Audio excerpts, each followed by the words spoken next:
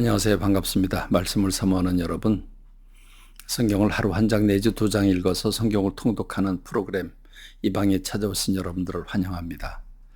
오늘 광염교회 새벽 기도를 참석하신 분들은 좀 의아했을 것입니다.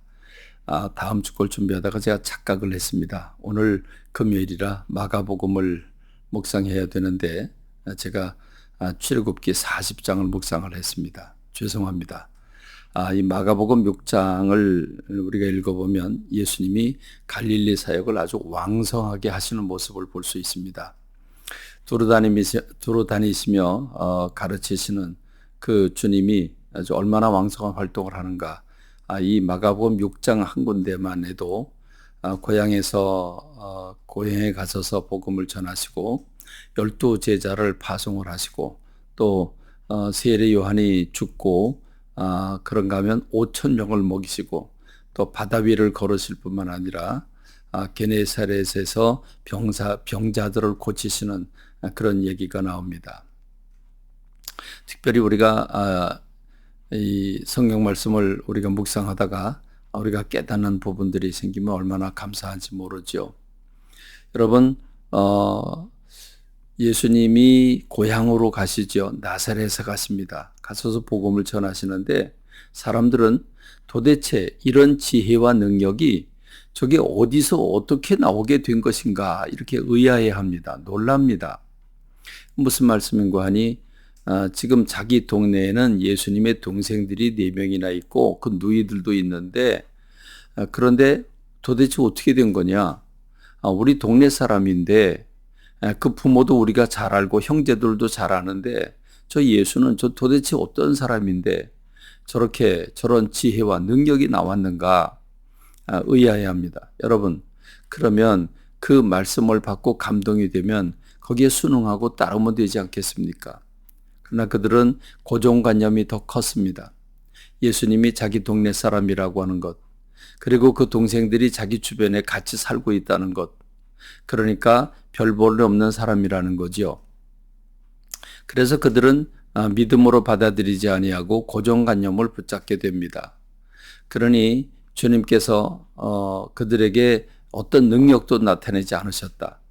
그들이 믿지 않기 때문에 어떤 능력도 어떤 치유도 그들 가운데 일어나지 않았다라고 말씀해 주고 있습니다.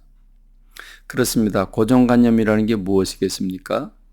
내 생각이나 감정이나 또는 상식이나 또는 과학적인 그런 의학, 과학적인 사고방식을 가지고 자기가 만들어 놓은 어떤 관념을 가리키는 거 아니겠습니까? 그래요. 사람마다 그 사람만이 가진 특별한 생각들이 있는 것 틀림없습니다. 그 사람만의 삶의 습관이 있습니다. 그리고 그 사람의 환경이 대단히 중요합니다. 사람들이 가난한 가운데 있으면 사람을 멸시하는 경향이 있고 부자나 높은 사람을 보면 존경하는 그런 사회 관습들이 있습니다.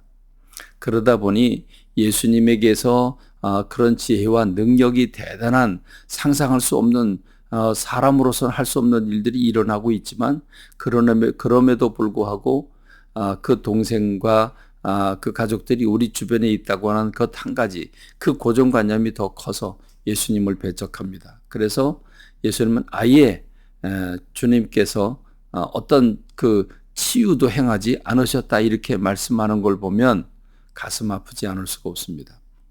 특별히 오늘 우리가 사는 시대도 그렇죠. 목회자라고 하는 게 내가 늘 보던 사람 아니겠습니까? 그도 역시 냄새나는 인간이고 그도 역시 죄를 가진 사람이고 그도 역시 먹어야 되고 그도 역시 말에 실수가 있고 행동에 실수가 있고 때로는 욕심도 보입니다.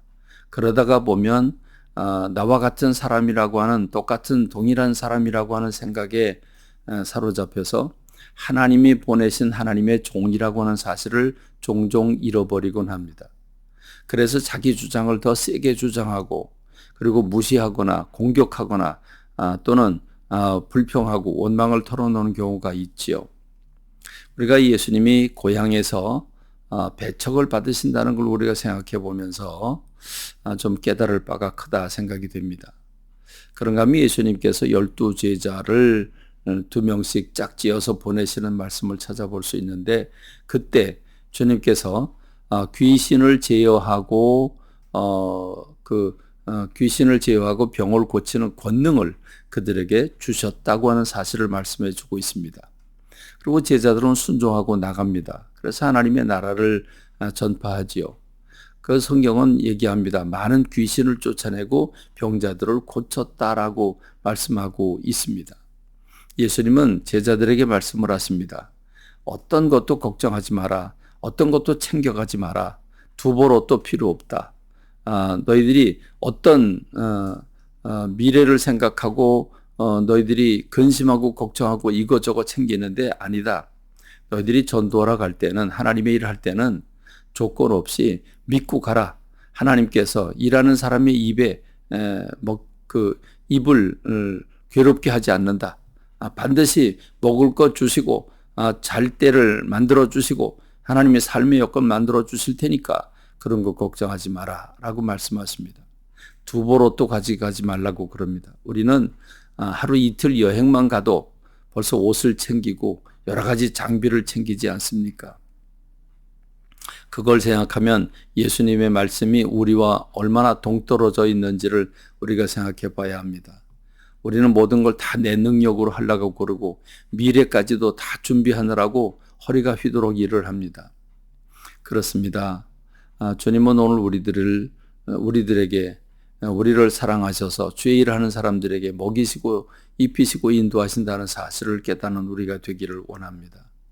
주님은 주님의 말씀을 듣고 치유함을 받기 위해서 몰려드는 사람들을 보면서 이걸 어찌해야 될지 알지 못하는 제자들, 근심하고 걱정하는 제자들, 그들에게 주님은 너희가 먹을 것을 주라 하고 말씀을 하십니다. 근데 빌립은 계산을 합니다. 이들에게 우유와 빵 한 개씩만 나눠줘도 이 많은 사람들을 주려면 200데나리온이나 들어간다 그랬습니다. 하루 품값을 15만 원을 친다고 할 때 200데나리온이면 3천만 원이라고 하는 거금입니다. 그렇습니다. 우린 계산부터 합니다. 우린 현실부터 봅니다. 근데 주님은 너희가 먹을 걸 주라고 말씀하십니다. 왜 그렇습니까? 우리는 조바심을 내고 불안해하고 우리는 근심하고 걱정하는데 주님은 걱정하지 않으십니다. 왜 그렇죠? 하늘의 능력이 있기 때문입니다. 주님 하늘을 바라보시기 때문에 그렇습니다. 우리는 하늘을 바라보지 않습니다. 땅을 바라보니까 근심 걱정을 합니다. 예수님이 하시는 이런 삶을 보고 깨달아 주님의 마음을 품는 저와 여러분이 되길 간절히 소망합니다. 감사합니다. 말씀 뵙겠습니다.